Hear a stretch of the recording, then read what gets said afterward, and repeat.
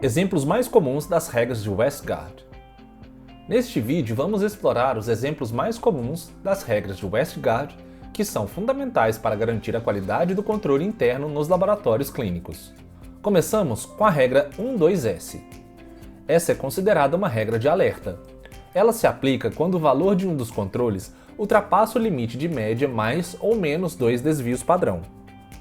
É importante destacar que, nesse caso, não há rejeição imediata dos resultados.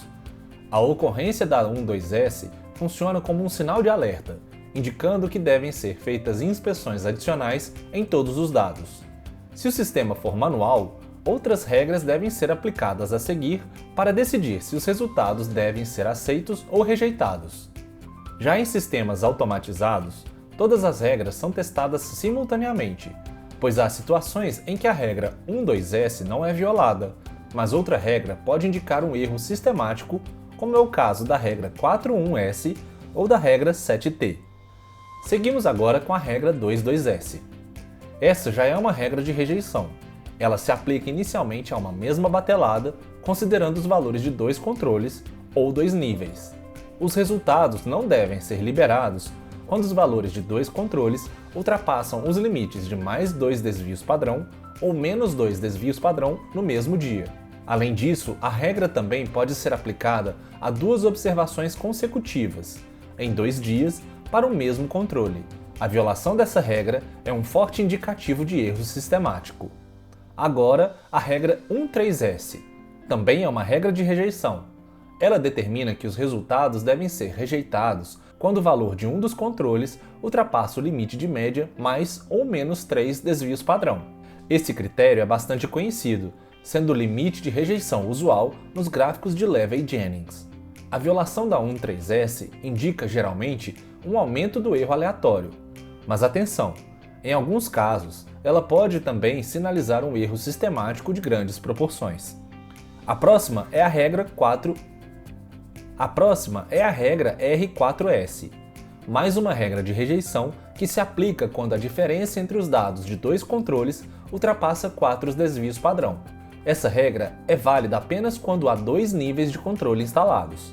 Por exemplo, se um controle excede mais 2 desvios padrão e o outro ultrapassa menos 2 desvio padrão, temos uma diferença maior do que 4 desvios padrão.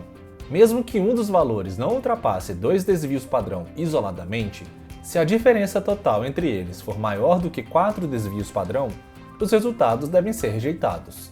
Essa regra é indicadora da ocorrência de erros aleatórios. Vamos agora à regra 41S. Trata-se de outra regra de rejeição que determina que os resultados devem ser rejeitados quando 4 valores consecutivos de um controle ultrapassam os mesmos limites, média mais 1 desvio padrão ou média menos 1 desvio padrão. Essas 4 observações consecutivas podem ocorrer em um único controle, ao longo de 4 dias, ou em 2 níveis de controle em 2 dias. A violação da regra 41S é sinal de erro sistemático. E por fim, temos a regra 10X, mais uma regra de rejeição. Ela indica que os resultados não devem ser liberados quando os valores do controle se mantêm do mesmo lado da média durante 10 dias consecutivos. Essas observações podem ocorrer em um único controle ou em 2 controles, divididos em 5 observações para cada nível. A violação dessa regra também aponta para um erro sistemático. Essas são, portanto, as principais regras de WestGuard aplicadas no controle de qualidade laboratorial. Conhecê-las e saber interpretá-las corretamente é essencial para garantir a confiabilidade dos resultados e a segurança dos processos.